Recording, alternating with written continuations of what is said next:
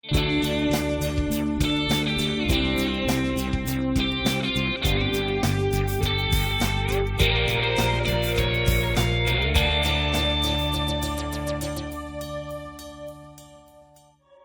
pertence a uma geração de homens públicos que esteve na linha de frente dos principais fatos que marcaram a política no Brasil nos últimos 60 anos.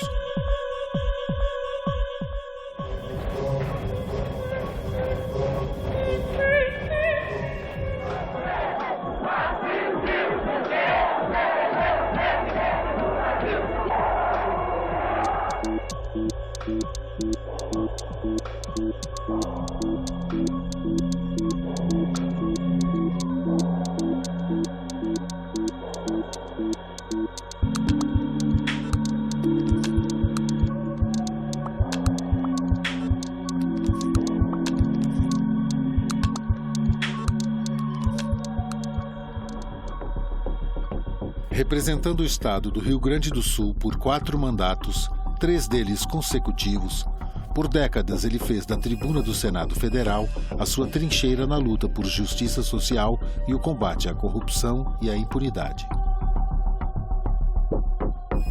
Hoje é bom que a sociedade saiba. Se não tem deputado federal processado e condenado. E se não tem senador condenado, é porque o Supremo não quer. A contundência de seus discursos, sempre acompanhados de um gestual peculiar, davam à sua oratória o raro poder de lotar as galerias e abalar a República.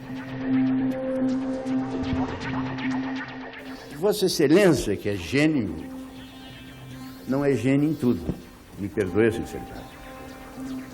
Em política, Vossa Excelência ainda tem muito que aprender. Para a sua biografia e para ajudar o seu presidente, o nosso presidente, a renúncia é o grande gesto. Eu já decidi, eu deixo o governo. O Histórias Contadas de hoje apresenta os melhores momentos de 2 grandes entrevistas concedidas pelo ex-senador Pedro Simon para a TV Senado. Eu nasci em Caxias, 1930. Meu pai e a minha mãe vieram do Líbano. Meu pai veio ele, minha mãe e as minhas 2 irmãs mais velhas vieram do Líbano. Eu e a minha irmã, a moça, já nascemos lá em Caxias do Sul. Meus tios, irmãos, meus pais tinham vindo primeiro e tinham feito sucesso. Árabe, turco, como eles falavam, porque a gente vinha com passaporte turco. Era o mascate, mascateavam, vendiam, eles já estavam numa fase um pouco melhor, já tinham lojas. Na véspera de Natal, esses 2 tios, que eram os homens fortes da família, foram assassinados. E meu pai ficou sozinho, ele, minha mãe morreu 6 meses depois, ele, 4 filhos e 2 sobrinhos. Os negócios foram indo mal, ele não sabia falar uma palavra de português, e nós fomos vivendo. Eu no colégio, sem mãe, uma tia me criando, meu pai. Fui estudar no Colégio Nossa Senhora do Carmo. O irmão José foi o meu primeiro professor. Minha família foi para Porto Alegre, eu fui junto.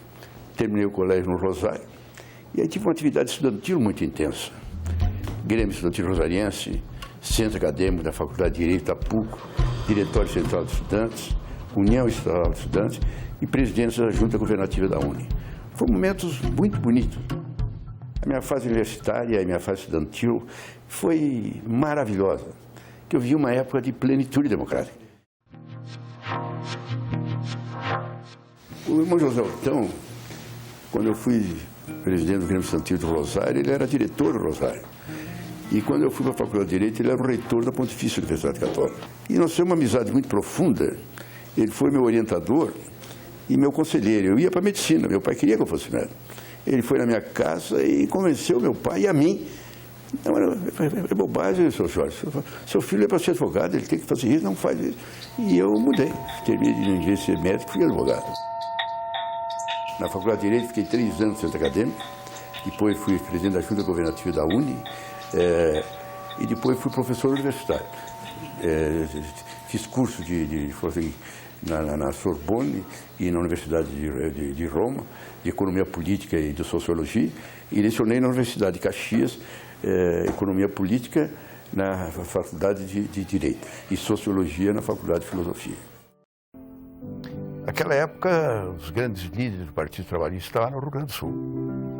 Um era o Dr. Getúlio Vargas, que não era bem trabalhista, embora tenha fundado o Partido Trabalhista. Os outros eram o Jango, o Brizola e o Pasqualini. O Alberto Pasqualini era a liderança maior do Partido Trabalhista Brasileiro antes de 64, ao qual eu estava afiliado. Nós reunimos uma turma de jovens e ele, 2 vezes por semana, das 8 às 11 da noite, ele dava aula. Né?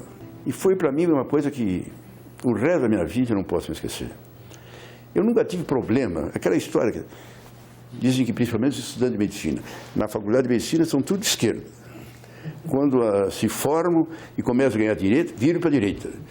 E a coisa mais célebre que tem é essas questões, essas dúvidas que o cidadão tem ou não tem, eu não as tive.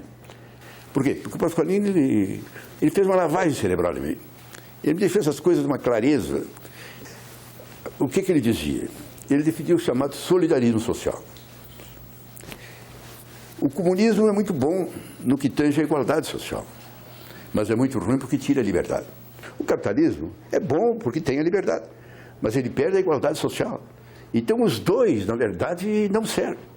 Nós temos que defender uma sociedade onde os direitos da sociedade, os direitos dos cidadãos estejam acima de tudo. O cidadão é uma criatura de Deus com direitos inalienáveis. Direito à vida, à educação, à saúde, ao lazer. E ele tem direito ao trabalho. Trabalho que lhe dê condições para viver com dignidade. Então, seja qual for o trabalho dele, por mais humilde que seja, ele tem que viver com dignidade. Todos têm que usar os bens a favor do conjunto social. Em outras palavras, eu estou aqui, em roda de 20 tem gente morrendo de fome, eu tenho a obrigação de contribuir para fazer essa questão. Eu sou espiritualista, sou cristão, nunca tive crises, nunca fui fanático, mas as minhas ideias eu as tenho. Esse foi aí a minha diferença, por exemplo, de Brizola, de outros. Eu fui da linha do Pasqualini, que é a linha social-democrata, a linha esquerda, sim, mas dentro da democracia, dentro do conjunto, do contexto da sociedade. Pasqualini foi isso, viveu a vida inteira dele assim, e eu, de certa forma, posso dizer que com muito mais humildade que ele, com muito mais singeleza do que ele, mas segui o mesmo caminho.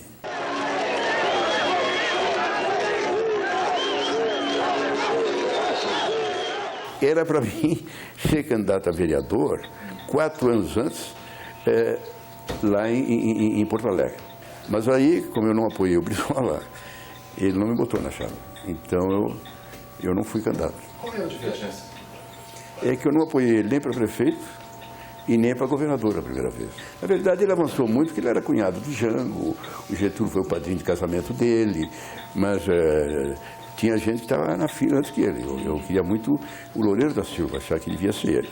Depois não, depois eu vi que até o Loureiro foi bobagem, e o Brizola foi um homem fantástico, extraordinário. Eu sou um admirador, um grande admirador, e reconheço que ele fez um futuro excepcional. Depois, em 1962, eu me elegi deputado estadual. 62, 66, 70 e 74, 4 mandatos de deputado.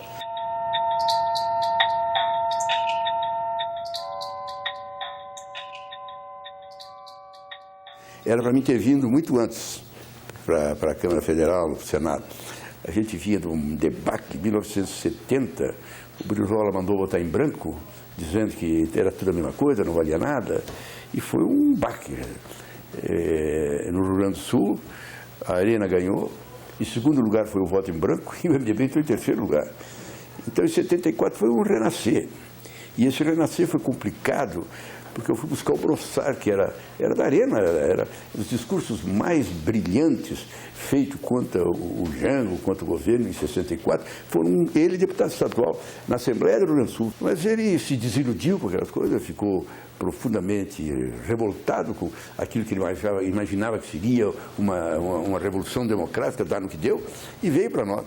E eu tive que ficar no Rio Grande do Sul para estava uma crise muito violenta, uma radicalização, o movimento que queria ir para a luta armada era grande, e nós, o velho MDB, ficamos firmes. E eu só vim para cá 4 anos depois.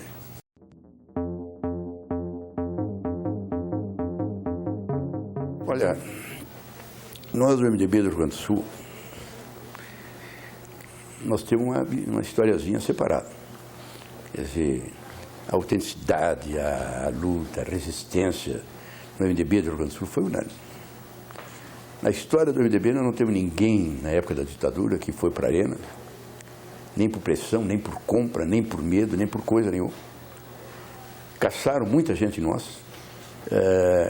Tivemos umas cassações, um mar de cassações, em 64. Chegou em 66, nós fizemos uma aliança. O Brossard e os caras que eram do Partido Libertador tinham feito a revolução e vieram para nós. O MDB era um grupão, tinha de tudo. De direita, de esquerda, gente séria, gente que não era séria. Tinha de tudo que podia imaginar. E cada um dizia o que queria. O Pirizola queria guerrilha, o pessoal do PCR queria luta armada, tudo que podia se imaginar queria. Aí nós fui lá em Porto Alegre, nós fizemos uma reunião, reunindo todo o MDB nacional. Ficamos 3 dias. E decidimos em torno do que nós íamos nos reunir. Claro que era contra a ditadura, claro que era para retomar a democracia, mas qual era a nossa bandeira? Então nós decidimos. 1, diretas já. 2, anistia ampla, geral e restrita. 3, fim da tortura. E 4, liberdade de imprensa. E defendendo a unidade de pensamento, logo ali na esquina, o povo veio atrás. Foi uma coisa fantástica, fantástica. O povo na campanha das diretas já. O povão veio para a rua nas diretas já.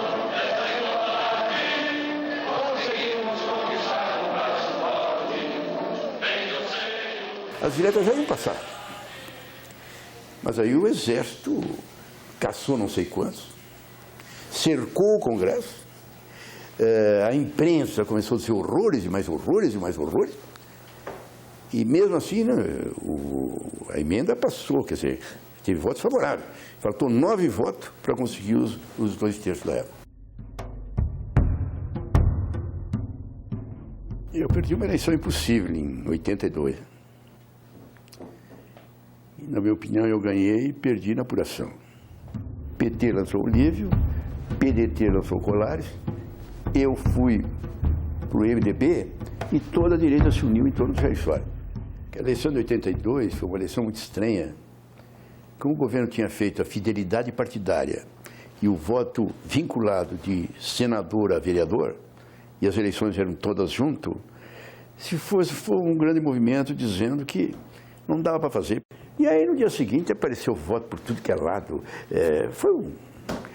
Não, o Jair Soares não tem nada a ver com isso. E eu diria mais, nem a justiça eleitoral, na eleição, provavelmente.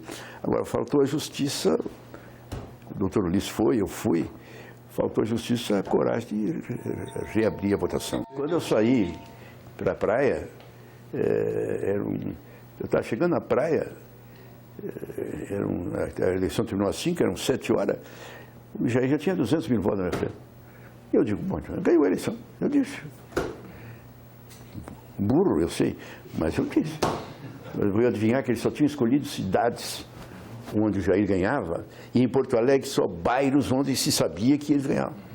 Eu perdi por 20 mil votos.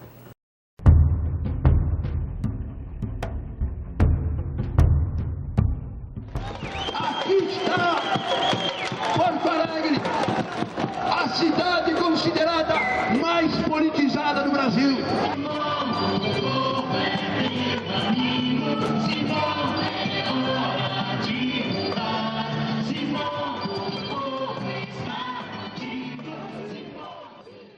Quatro anos depois, eu não era nem candidato.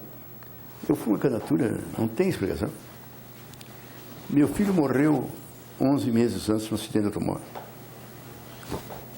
Levada pela depressão, a minha mulher morreu 3 meses antes da eleição.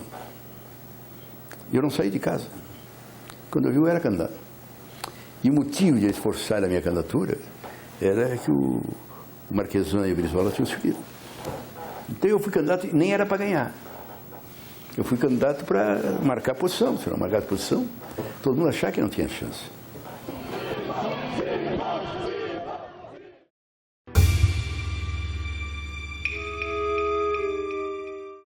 Proclamo eleito presidente da República Federativa do Brasil, Sua Excelência, o Dr. Tancredo de Almeida Neves.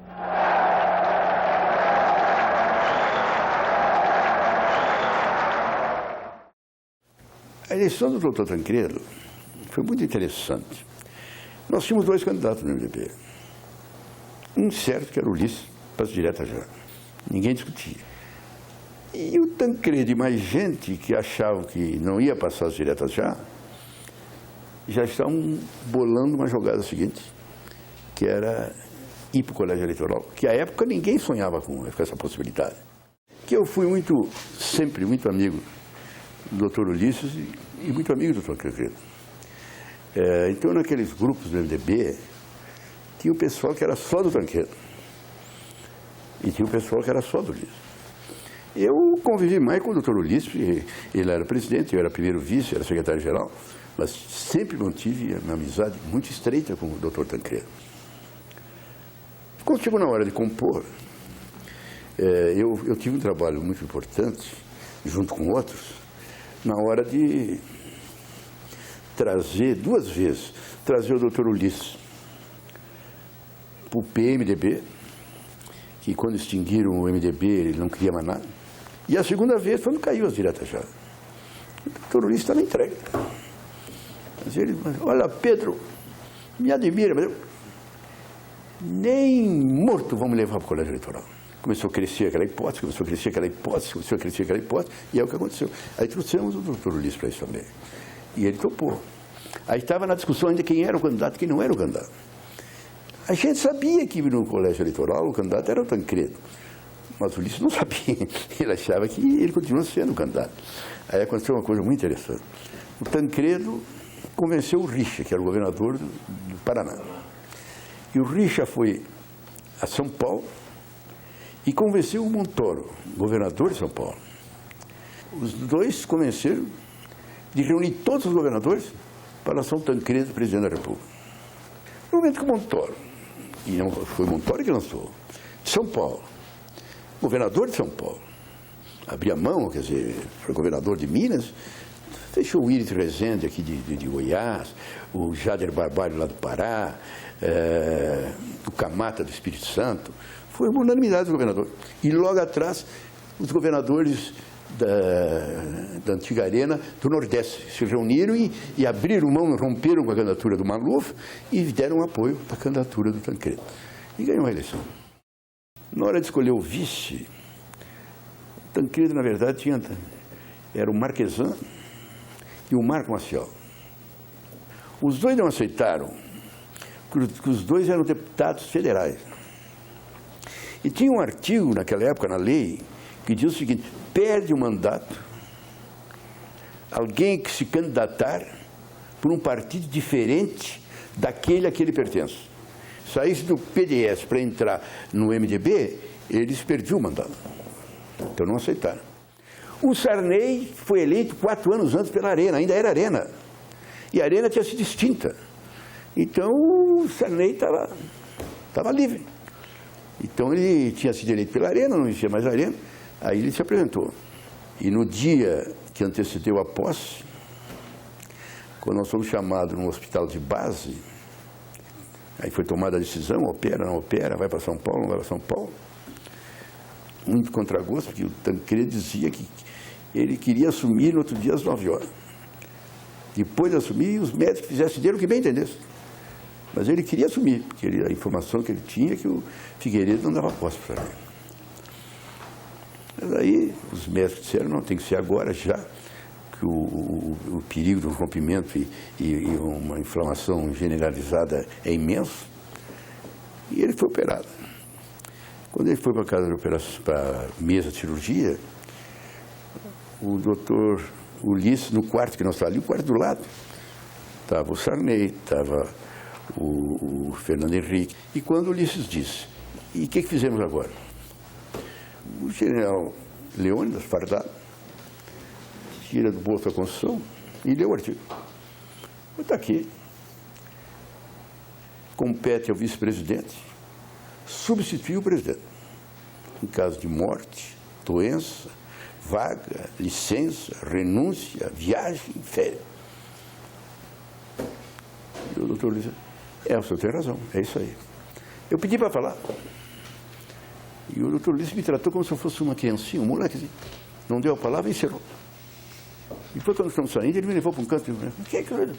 Ô, Pedro, nós não estamos há 2 meses preparando o esquema de segurança para assumir?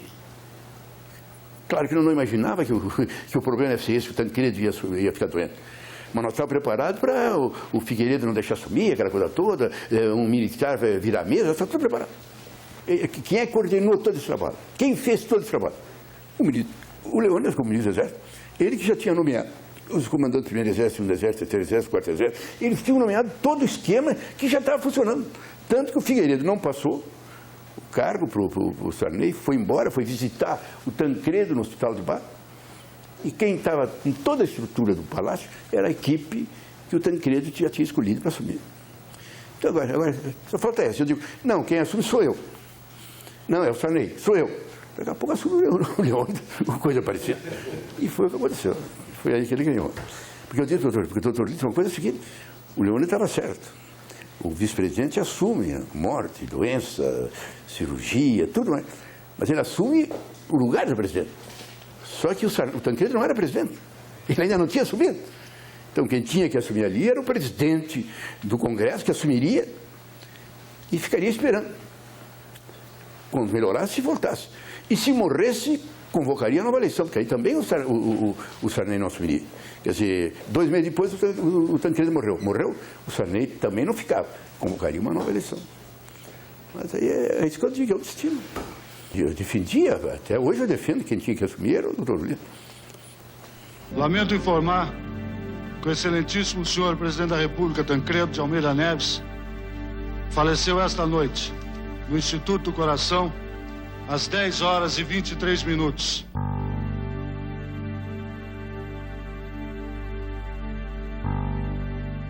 Eu digo mesmo, o Tancredo fez uma maldade com a gente, ele não podia ter morrido. Bom, se tu olhar a história também, ele não se cuidou, tinha um negocinho que ele tomava um remédiozinho, quando ele tivesse cuidado um pouquinho mais, operado uma semana antes, estava tudo bem. Morre o Tancredo. Eu acho que o Sarney é uma bela pessoa, o Sarney convocou a Constituinte, o Sarney liberou os partidos comunistas, o Sarney fez muita coisa positiva, mas não era a vez dele, a vez era do Tancredo. Então o MDB ficou um grupo, o crime do MDB. Por exemplo, eu fui ministro indicado pelo Tancredo e fiquei quando o Sarney assumiu. Ali na hora nós nos reunimos com o Sarney. E aí ele disse, não, você se apresentou a proposta dele escolher. Eu disse, não, pelo amor de Deus, se você sair e eu for nomear alguém, eu não assumo. Eu tenho que assumir com o respaldo do Ministério do Tancredo, para dizer que é o Tancredo e dizer que ele vai voltar. Quando o Tancredo morreu, também eu escrevi uma carta para o Sarney pedindo demissão. E ele disse que não. E ele ficou com esse ministério até 1 ano. 1 ano depois ele nomeou a gente dele. Nesse início, a gente ia levando, ia se entendendo. Modéstia à parte, eu exerci um papel, eu era primeiro vice-presidente do MDB. Só para contar uma passagem, uma vez, porque a imprensa no início começou devagarinho, mas depois foi crescendo. As charges de que o Ulisses que mandava, que o Sarney falava, o Ulisses que resolvia. Então, foi, todo mundo ria e dava gargalhada, mas foi corroendo. Infelizmente, naquela época nós reuníamos um grupo, era o Marco Maciel, era eu, era o Valdir Pires.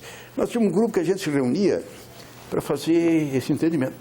Quando o plano cruzado deu certo, o Sarney ficou numa vaidade doentia, e era para ser, porque era uma maravilha. E quando deu errado, ninguém quis pegar na alça do caixão, deixando ele sozinho. Metade do governo Sarney era do MDB e metade do Congresso eram parlamentares do MDB que estavam na oposição. Metade no governo e metade na oposição. Então isso levava ao ridículo como levou.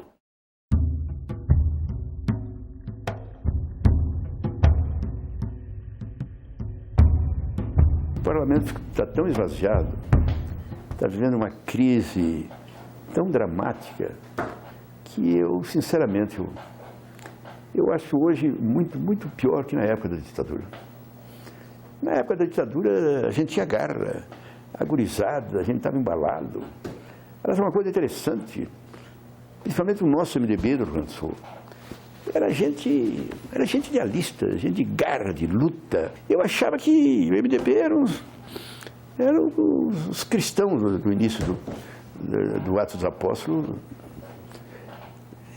Quando nós chegamos no poder, eu vi que não era assim. Eu vi que o governo do Sarney, muita gente do MDB, muito vigarista. Eu tenho dito, quer dizer, eu me desiludi com o MDB. Eu vi que no governo é diferente. E nós não nos preparamos para ser governo. Eu vejo algumas figuras na história do Brasil. Tancredo, Ulisses, Teotônio, Covas, Montoro. Tinham que ser presidente da República, tinham tudo para ser presidente da República. Fernando Henrique, Sarney, Collor. Não tinham nada para ser presidente da República. E como a vida é uma coisa meio indecifrável. Falei nos grandes nomes que podiam ser presidentes e não foram. Tancredo, Teotônio, Arraes, Brizola, Covas. Mas tem nomes menores, bem menores, que também podiam ser e não foram. E eu estou nessa jogada. Quando houve aquela célebre reunião de todos os governadores, de todo o partido, lá na Fundação Getúlio Vargas, 2 dias, nós ficamos discutindo. Então a gente tinha uma série de pesquisas que mostravam que o doutor Ulisses não tinha chance. Mas dizia que nós queríamos com ele na mesa esconder o candidato. Aí todo mundo, por unanimidade, escolheu o Pedro Simão, que vai lá falar, porque é o maior amigo dele. Então eu fui falar. Aí o Ulisses abriu um berro. Não. Eu não aceito ficar na cadeira de réu aqui. E vocês, minha função? Vocês já fizeram as pesquisas de como é que estão os governadores do MDB? Você já sabe disso, como é que é? No dia seguinte, nos reunimos. Aí todo mundo meditando, e ele disse que não ia, ela falava, não. Resolva o que vocês quiserem. Eu estou aqui, o que vocês decidirem, vocês fazem. Eu não sou problema, só não vou na reunião. O que vocês decidirem, eu aceito. Mas não vou na reunião. Aí os caras começaram a dizer, não, o Simão é o candidato. Quem lançou foi o Tasso Gereissati, foi o primeiro que falou. O Íris, que era o candidato do Sarney, era candidato a presidente que o Sarney tinha lançado. E o Sarney deu um argumento forte. Porra, o Íris é um candidato, porque o Sarney, não, o doutor Ulisses não quer o apoio do governo. Vai fazer campanha contra o governo. O governo, por mal que esteja, a máquina do governo tem 20, 25% dos votos. Aí o Íris disse, olha, o presidente Sarney terminou de telefonar dizendo que ele concorda com a candidatura do Pedro Simão. Aí, então vamos lá falar com ele. Aí eu digo, só que eu não vou. Não, se você tivesse tomado essa decisão, tomasse ontem. Antes de eu ir falar com ele. Agora, ontem eu vou dizer que ele não pode ser candidato. E hoje eu vou dizer que eu sou candidato. Eu tenho que ter muita vergonha na cara para fazer uma coisa. E não fui. Aí também o Crespo, então não se fala mais. E ficou tudo igual. O Valdir retirou a candidatura a presidente, foi para vice. O Álvaro Dias manteve. O Íris manteve. E o Ulisses ganhou por pouca coisa. O doutor Ulisses, que era o herói nosso, o grande herói, foi candidato a presidente da República e fez meia dúzia de votos. Repara como o povo estava revoltado. O Ulisses, meia dúzia de votos. Brizola fez, mas ficou em terceiro. Aureliano, meia dúzia de votos. Maluf, meia dúzia de votos. Afif Domingues, meia dúzia de votos. O Lula e o seu Collor, que não tinha expressão nenhuma. Ele, quando foi me procurar, ele, governador de Alagoas e eu do Rio Grande do Sul, veio lá, convidando para mim fazer com ele um partido novo e fazer. Até ele dizendo que era para mim ser vice dele, ou eu, presidente, e ele vice, porque eu era governador do Rio Grande do Sul, já tinha sido ministro, tinha sido senador, ele achava. E eu olhei para ele e disse, esse cara está doido. Não passou pela cabeça que o cara vai sair do MDB, vai fundar um partido 8 meses antes e vai ganhar a eleição. O doido era eu. Fez e deu tudo certo. fez e tudo, não me passou pela cabeça. Outra vez que eu podia ter sido candidato foi quando, no Itamar, quando nós nos reunimos para escolher o candidato. Ele dizia que eram 3 nomes que ele gostaria: o Fernando Henrique, o Brito e eu. E chegamos à conclusão de que o homem devia ser o Brito. Eu joguei todas as minhas armas no Brito.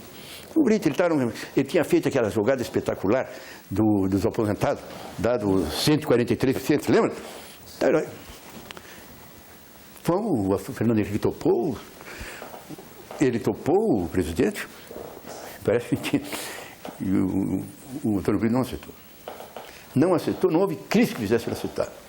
Quando ele não aceitou, eu estava queimado. Então, o Fernando Henrique. É uma situação muito estranha do MDB, que ele é, ao longo do tempo, o maior partido do Brasil. Mas,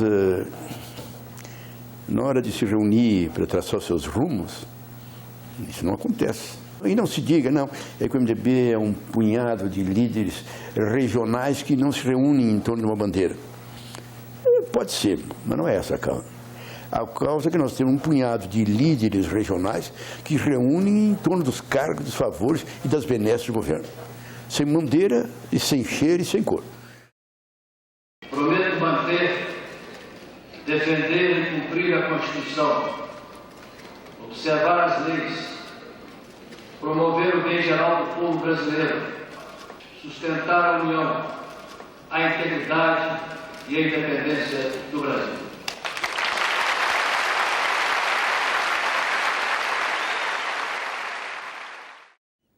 Me proponho a defender o presidente Itamar, que eu dou nota 10 na seriedade, na integração, na respeitabilidade que ele teve no governo dele, em todo sentido.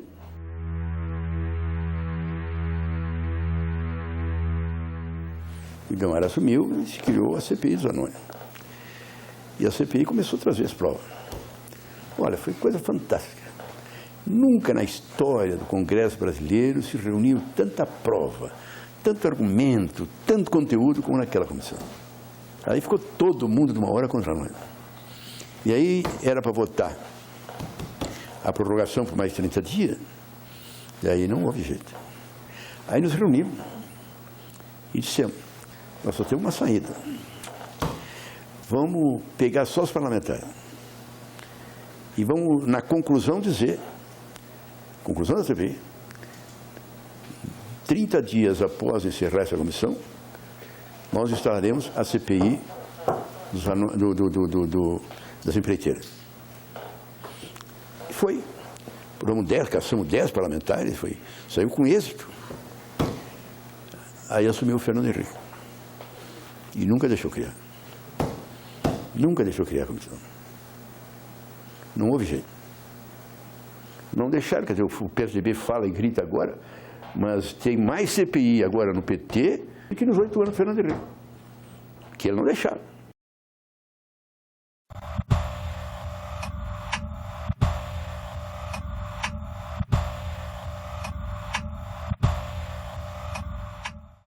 Agora, o Fernando Henrique, o primeiro equívoco foi que nós queríamos fazer com o Fernando Henrique uma aliança, digamos assim, não digo pela esquerda, mas mais ou menos assim, progressista.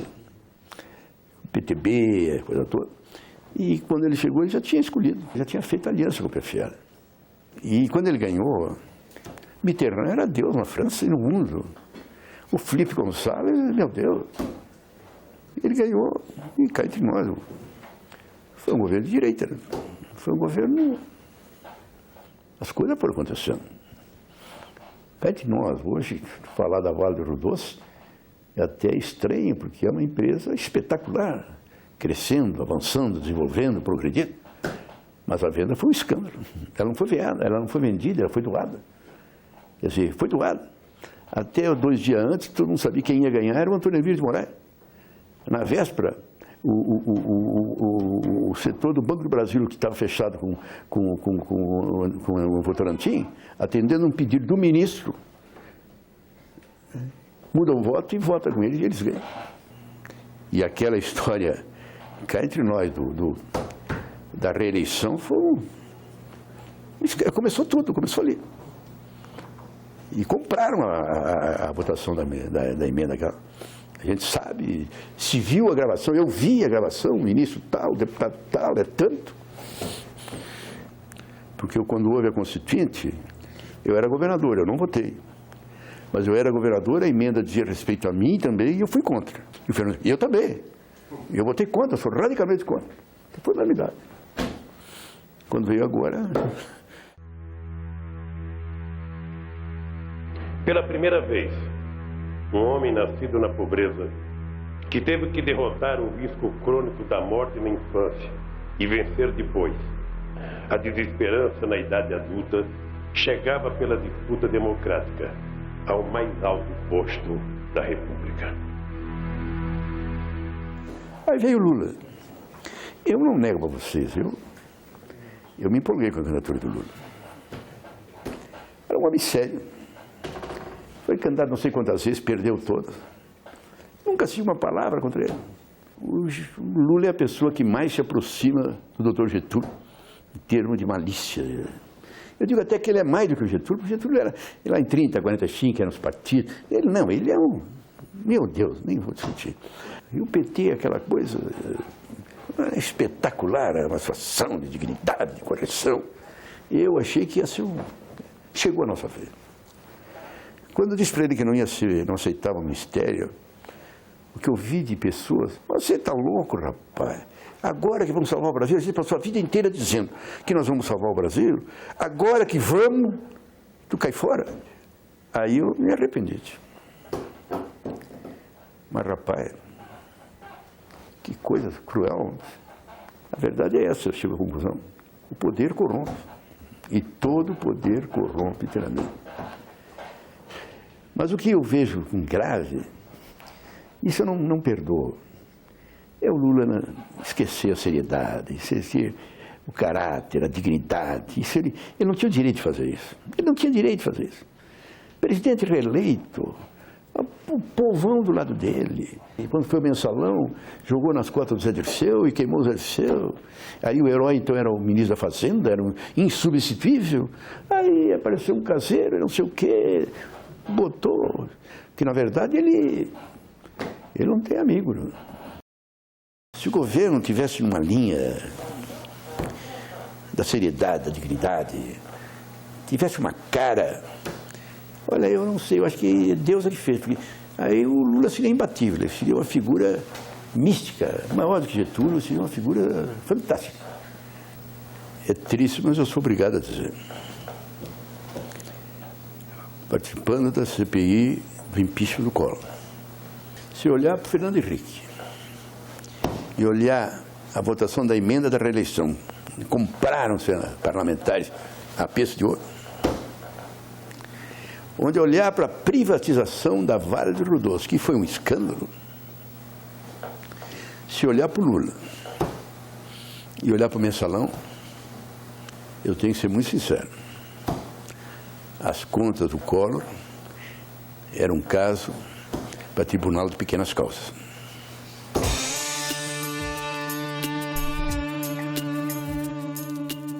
Em 64, a gente lutava contra uma ditadura. General, máquina, motor, prendiam, matavam, essa coisa toda. Agora hoje tu não sabe com quem tu está lutando, nem por que tu está lutando. Bora. Era o Sarney, Tancredo. Não deu. Bom, aí o Fernando Henrique, social-democracia, não deu. Aí entra o Lula, não deu, o que nós vamos querer? E o pior é que nós estamos jogando o povo numa sinuca de bico. Nós estamos vivendo uma hora trágica. Estão reduzindo o Brasil, o Lula e o Fernando Henrique. O PT e o PSDB. São 180, 200 milhões de brasileiros. Quer dizer, ninguém fala. Todo mundo só fala a eleição daqui a 2 anos entre PSDB e PT. Por quê? Porque o MDB não tem credibilidade. Ninguém confia no MDB. E as esquerdas, lamentavelmente, têm um ranço de não se entender que não acredito que seja diferente. Essa gente não tem projeto. O eleitorado tem, o povo tem, a sociedade tem. Até porque, fruto de toda essa confusão, É muito grande o número de pessoas hoje que cansaram. Era hora de aparecer um grande nome com uma grande bandeira e caminhar para dentro. Promulgamos o Estatuto do Homem, da Liberdade e da Democracia, bradamos por imposição de sua honra. Temos ódio à ditadura, ódio e nojo. A nossa Constituição não há Constituição no mundo onde tenha mais garantia dos direitos individuais.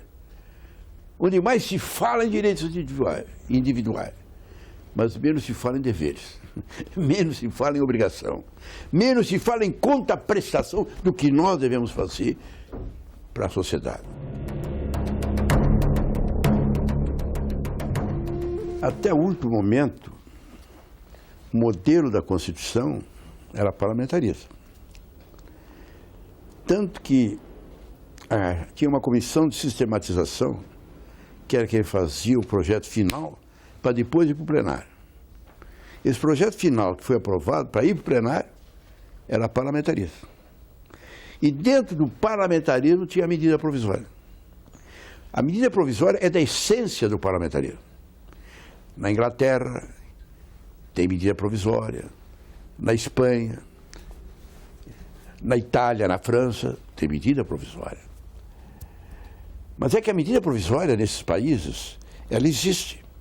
Mas por que não se usa lá as medidas provisórias? Porque o primeiro-ministro pede uma medida provisória. Se a medida provisória é rejeitada pelo Congresso, cai o gabinete, cai o governo. Então ele pensa 1000 vezes, tem que ser uma coisa muito certa para ele apresentar. No Brasil tinha medida provisória. Caiu o parlamentarismo e não caiu a medida provisória. Então ficou a medida provisória no presidencialismo, que é essa hierarquia que está aí. Hoje o governo governa com medida provisória. É uma vergonha, um vexame. Hoje não tem orçamento, o orçamento é uma peça de ficção, é uma mentirinha. Porque tudo o governo faz por medida provisória. Por que não passou o parlamentarismo?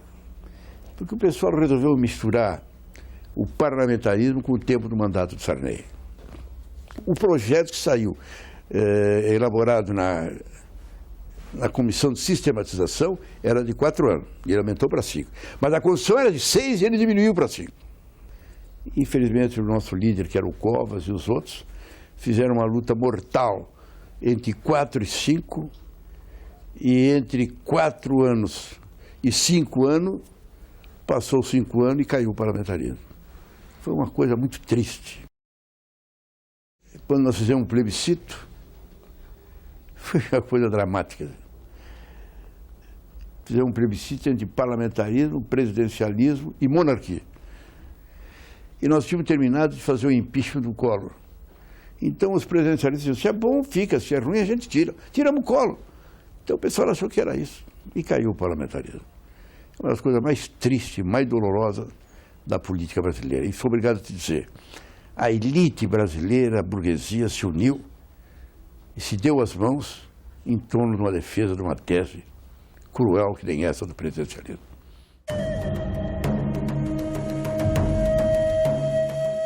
Eu diria que nós temos alguns defeitos desde a nossa origem que nós pagamos o preço até hoje.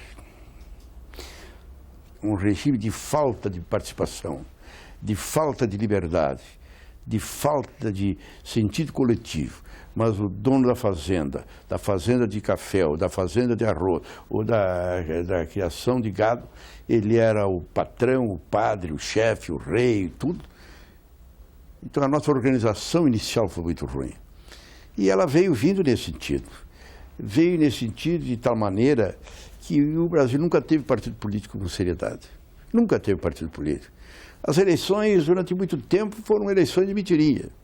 Quando a Revolução, a ditadura extinguiu os partidos políticos, nós, do PTB do Rio Grande do Sul, entramos todo no movimento democrático brasileiro, aqui no Rio Grande do Sul. Mais adiante, quando extinguiram o MDB e a Arena, aí fundaram-se os vários partidos. Nós entramos no PMDB. O Brizola foi para o PDT. Eu tive a grande discussão com o Brizola, que eu dizia que o Golbery estava querendo extinguir os partidos naquele momento, porque a Arena estava morrendo e queria criar um novo partido, que foi o PDS, para continuar. E eu defendia que nós devíamos ficar MDB e Arena até a Assembleia Nacional Constituinte. Criada a Assembleia Nacional Constituinte, nós extinguiríamos os partidos. E aí criaríamos partido com conteúdo, com ideia e com princípio.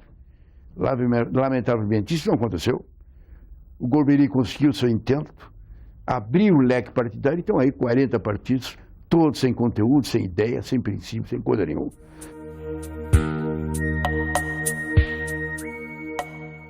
Fizemos a democracia, tivemos uma Assembleia Nacional Constituinte, tivemos uma nova Constituição, mas os partidos estão tão ruinantes como estão agora. Quer dizer, se há algo profundamente negativo na vida brasileira de hoje, são os partidos políticos, anarquicamente organizados. Então eu que vinha daquela luta, daquela caminhada, apodreceu tudo. Aí veio o PSDB. O PSDB era o MDB purificado. Foram pior do que nós. Porque o que houve de corrupção no tempo do Fernando Henrique, do PSDB, muito mais do que do MDB no tempo do Fernando do Sarney. Muito mais. Aí então veio o PT. O PT é diferente. O PT, os caras, não há no mundo partido que teve mais competência para fazer oposição que o PT. Ninguém no mundo soube atirar tanto pedra no telhado dos outros que nem o PT. Eu culpo o Lula. Porque se o Lula, quando eu fui falar com ele, o escândalo do Valdomiro, aquilo que apareceu na televisão 500 vezes, o Valdomiro recebendo dinheiro, botando no bolso, essa é a minha parte, discutindo quanto é que era a comissão. Eu tinha sido convidado pelo Lula para ser ministro dele no início do governo. Não aceitei, mas éramos amigos. Disse: eu te ajudo muito mais aqui do que lá. Saí do Senado e fui lá no gabinete falar com o Lula. Bota esse cara para a rua. Demite esse Valdomiro. O cara não demitiu. Não deu bola. E aí foi uma bandalheira atrás da outra. Aí veio ele, veio o chefe da Casa Civil, veio todo mundo. Então, em cima começou e o resto foi atrás. Por isso que eu digo: vamos mudar, vamos mudar. Tem que mudar, tem que mudar. Vamos mudar no povão? Vamos mudar lá na favela, lá na vila? Não. Temos que mudar o Código Penal. Temos que terminar com a lei da impunidade. Temos que julgar os políticos, botar na cadeia os políticos ladrão, botar na cadeia quem tem dinheiro e é corrupto, para depois baixar. O exemplo vem de cima.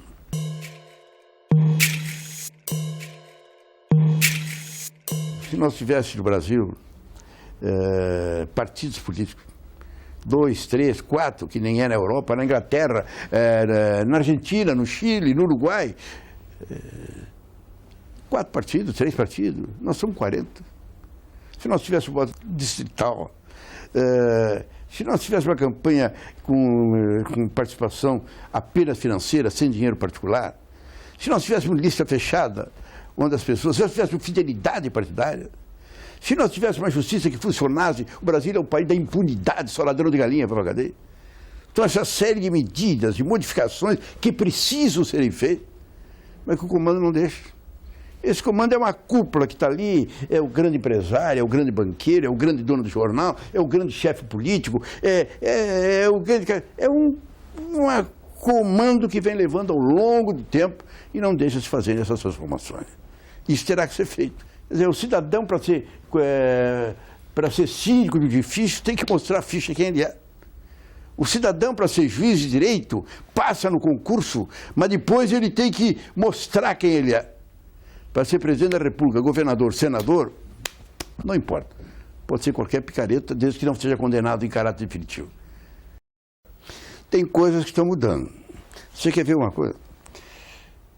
Vamos dizer, o pior instituto que tinha no Congresso Brasileiro era aquele que dizia que para processar um deputado federal e para processar um senador, tinha que pedir licença da Câmara ou do Senado. Era assim. Hoje não é mais assim. Hoje é bom até que a sociedade inteira.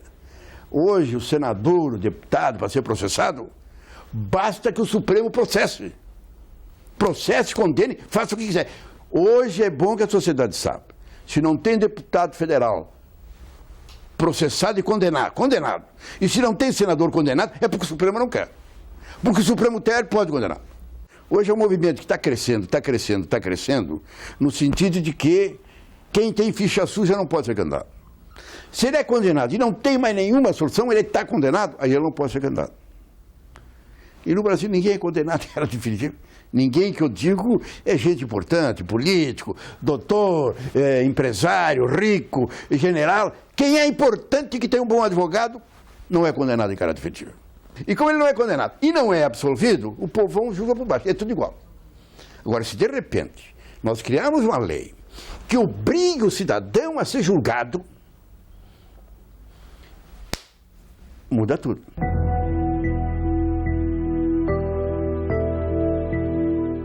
Até 1930, o que existia no Brasil era a política dos governadores. E, basicamente, São Paulo e Minas decidiu. Naquela época, o Rio Grande do Sul representava 12% do produto interno brasileiro e São Paulo 18%. Hoje, São Paulo é 50% e o Rio Grande do Sul baixou para 7 ou 8%. Nós vamos verificar que, a começar pelo doutor Getúlio, presidente da República Gaúcha, na verdade, ninguém ajudou mais São Paulo do que o doutor Getúlio. 20 anos de presidente da República do Getúlio, com mais 5 do João Goulart, e com mais o Costa e Silva, o Médici, o Geisel. Se você somar toda essa gente, não fizeram para o Rio Grande do Sul o que o Juscelino fez para Minas Gerais em 5 anos. É interessante analisar isso. Se você for analisar hoje a agricultura e o agronegócio, você vai verificar que isso está praticamente lá onde os gaúchos levaram. É gente que saiu daqui, levou o desenvolvimento, levou o progresso, levou a grandeza. E hoje o Rio Grande do Sul tem uma região que é metade do Rio Grande do Sul que vive um clima muito triste, muito difícil. Essa região aqui é a mais rica do Rio Grande do Sul. Lá em 1930, quando foi a Revolução de 30, o Getúlio Vargas é daqui, o Janga é daqui, o Oswaldo Aranha é daqui, Flores da Cunha é daqui, João Neves da Fontoura é daqui. Eram as grandes lideranças, as grandes elites eram daqui, Zona Sul e a fronteira oeste. Foi caindo, foi caindo. O Getúlio, presidente da República, deixou aqui na região para a fronteira, toda a fronteira, até 150 quilômetros. Não pode ter uma fábrica, nem de descascar marmelo. Agora, para que eu fiz isso aqui? Para mostrar que o Rio Grande do Sul, que hoje está numa situação de quase penúria, se houver essa integração, muda tudo. Porto Alegre é o centro geoeconômico entre Buenos Aires e São Paulo. E Porto Alegre é o centro geoeconômico, Santiago no Chile e Belo Horizonte. E pode-se fazer, tem todas as condições, enfim, já tem uma estrada de ferro que atravessa, vê coisa fantástica, atravessa os Andes, que já existe, para fazer uma ligação do Atlântico com o Pacífico. Aí muda tudo. O Rio Grande do Sul passa a ser centro geoeconômico de uma região. Uma coisa, eu tenho que ser sincero. Eu, guri, já participava da vida estudantil. Eu, de 14 anos, em Caxias, Grêmio Estudantil do Caro. Guri, 18 anos em Porto Alegre, no Colégio Rosário. 20 na Faculdade de Direito. Depois na Junta Governativa da União Nacional dos Estudantes. Uma época bonita. Vereador em Caxias, professor da universidade, deputado. Um guri deputado. De repente vem isso aí que se chamou ditadura, revolução, o diabo. Peguei o comando do partido, fiquei 30 anos numa luta. E hoje estou aqui. Se eu olho para trás, eu me pergunto, O Brasil hoje, a gente brasileira, é melhor do que naquela época.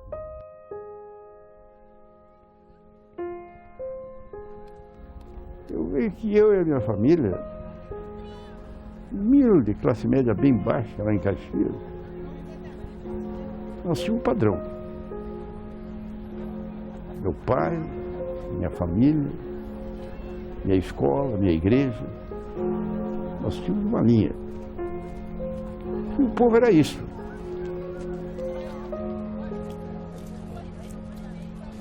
Mudou muito. Eu peço a Deus, a gente não calcula como eu peço a Deus. Pelo menos quando eu morrer, eu entregue o Brasil para os meus filhos do tamanho que eu recebi. Eu espero eu morrer.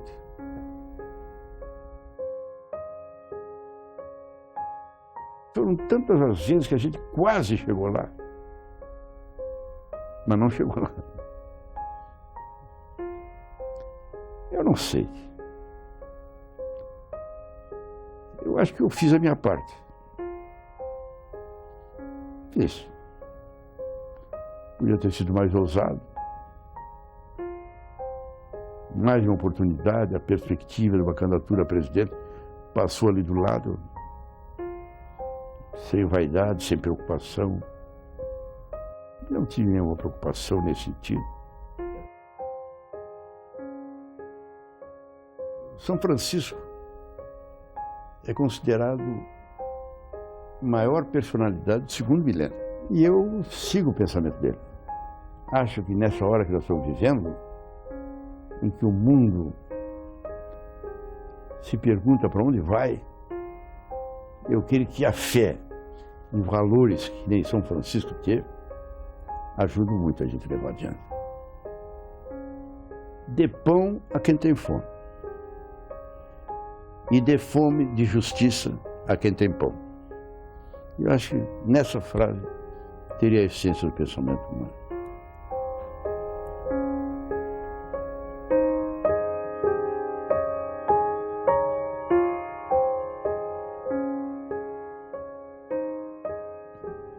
Meus amigos de toda uma vida, na política, na casa, meus amigos parlamentares, me despeço com duas palavras do maior significado para mim e que registre nessa casa o meu sentimento, a minha fé, a minha essência que se identifico. Se, paz e bem, meus irmãos.